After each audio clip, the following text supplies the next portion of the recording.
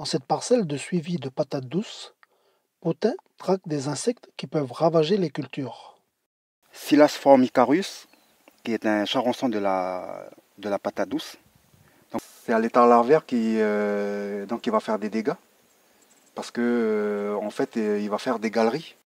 Et ça vole, ça voyage, donc il faudra faire attention à tout ce qui est sélection de boutures parce que en fait ils vont déposer leurs œufs euh, sur la liane. Donc par exemple ici on peut voir des trous faits par les charançons. Il va creuser et puis il va déposer ses œufs à l'intérieur. Donc sûrement on peut regarder dedans. Si on a des chances de retrouver des larves. Voilà une larve de charançon qui est là. Donc là il va faire son cycle. C'est pour ça que ne pas trop rester longtemps sur une parcelle.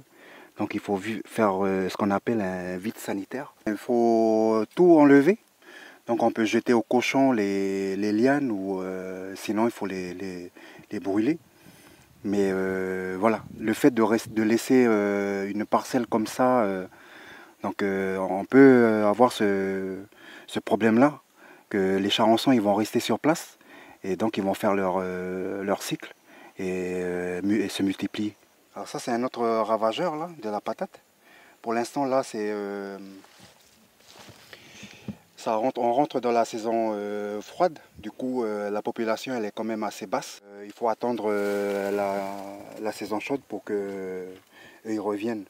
Donc ça c'est ce qu'on a appelé la petite tortue. Ça c'est un petit insecte qui défolie, donc qui va manger la surface foliaire de la feuille. Et voilà, qui peut quand même aussi impacter une culture de patates. Pour lutter contre les charançons, les techniciens utilisent une phéromone pour attirer l'insecte mâle et le piéger dans une solution savonneuse. En 3 semaines, ben voilà le résultat.